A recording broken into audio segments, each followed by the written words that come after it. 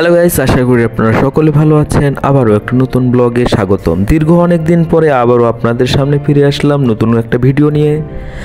Guys, আজকে আমি দেখানোর চেষ্টা করব ঢাকার বিশেষ কিছু ঐতিহাসিক স্থানগুলো এবং সেই সকল বিস্তারিত বর্ণনা আপনাদের সামনে উপস্থাপন করতে। গাইস, আমি এই মুহূর্তে এখন আছি ঢাকা রেসকোর্স ময়দান বা সোহরাওয়ার্দী উদ্যান নামে পরিচিত এই স্থানটিতে।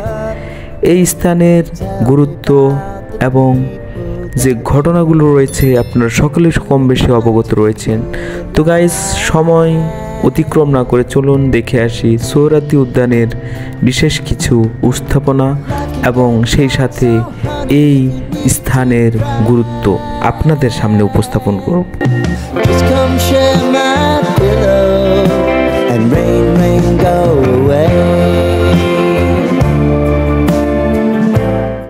সোহরাওয়ার্দী উদ্যানটি সবুজে ভরপুর এক বনায়ন।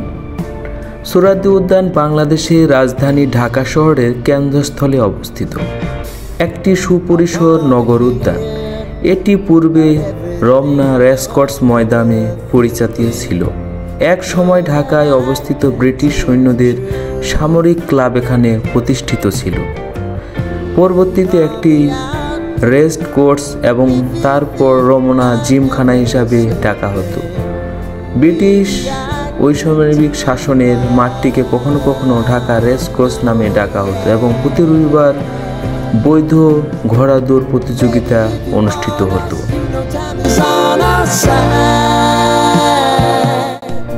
একটি জাতীয় স্মৃতিচিহ্নও বটে, কেননা বঙ্গবন্ধু শেখ মুজিবুর রহমান 7 মার্চের ভাষণ এখানেই প্রদান করেন এবং এটি স্মৃতিচিহ্ন হিসাবে এই ফলকগুলো বাঙালির কাছে উত্থান হয়ে থাকবে যতদিন বাংলা রয়েছে।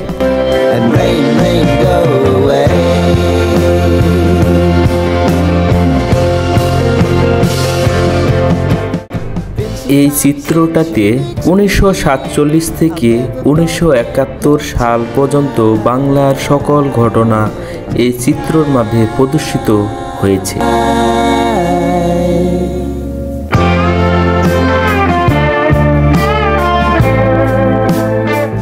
বেশ কিছু উল্লেখযোগ্য তারিখের জন্য রেসকোর্স ময়দান বিখ্যাত। 1969 সালের 23শে ফেব্রুয়ারি শেখ মুজিবুর রহমান জেল থেকে মুক্তি পান এবং রেসকোর্স ময়দানে সম্মাননা বঙ্গবন্ধু উপাধি পান এবং 1971 সালের 3 জানুয়ারি আওয়ামী লীগের সমাবেশ রেসকোর্স ময়দানে জাতির পিতা উপাধি দেন এবং 1971 সালে 7 মার্চ রেসকোর্স ময়দানে এক মহাসমাবেশের আয়োজন করা হয় এবং 1971 সালে 27 মার্চ পাকিস্তানি সেনারা রমনা কালী মন্দির হামলা চালায় এবং গণহত্যা চালায়। এগুলো আমরা পরবর্তী ভিডিওতে দেখব এবং 1971 সালে 16 ডিসেম্বর 9 মাস বীর পূর্ণ যুদ্ধের মাধ্যমে বাংলাদেশের বিজয় অর্জন এবং এই মাঠেই সৈন্যগণ আনুষ্ঠানিকভাবে আত্মসমর্পণ করে।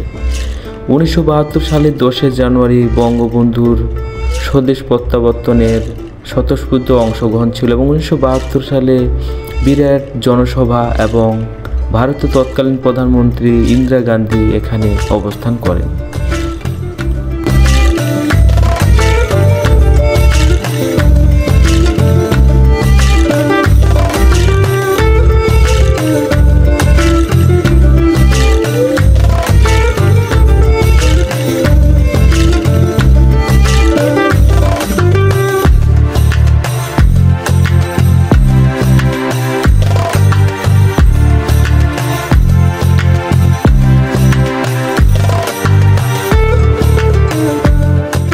সোহরাওয়ার্দী উদ্যানের পাশে রয়েছে রমনা কালী মন্দির। ভারতীয় উপমহাদেশের সবচেয়ে বিখ্যাত হিন্দু মন্দিরসমূহের মধ্যে অন্যতম ছিল।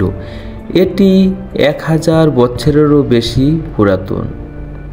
ইংরেজ আমলে এই মন্দিরটি নির্মাণ করা হয়েছিল এবং 1971 সালে 26 ও 27 মার্চ এই 2 দিন রমনা কালী মন্দিরের পবিত্র ভূমি ঘিরে পাকিস্তানি সেনারা গণহত্যা পরিচালনা করেছিল। রমনা গণহত্যা নামও পরিচিত। এক তীর্থভূমি রাতারাতি পরিণত হয়েছিল।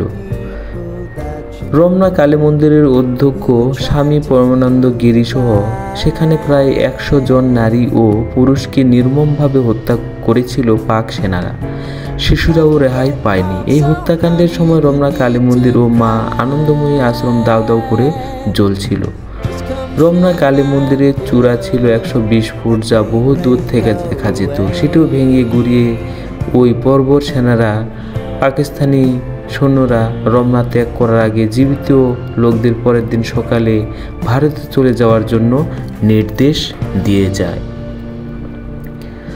তো এই প্রতিষ্ঠানটি 1600 শতাব্দীতে নির্মাণ করা হয়েছিল এবং এখানে কালী পুজো, দুর্গা পূজা এবং সরস্বতী পূজাগুলো এখানে অনুষ্ঠিত হয়ে থাকে। এখন আপনারা দেখতে পাচ্ছেন শাহবাজের মসজিদ। এটি অনেক পুরাতন এবং সময়ে তৈরি হওয়া এই মসজিদটি।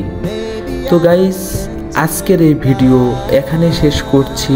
আবারও দেখা হবে নতুন কোনো স্থানের নতুন কোনো বিষয় নিয়ে আপনাদের সামনে আসা। সেই পর্যন্ত আপনারা ভালো থাকবেন, সুস্থ থাকবেন এবং ভিডিওটি লাইক, সাবস্ক্রাইব করে সাথেই থাকবেন। ধন্যবাদ।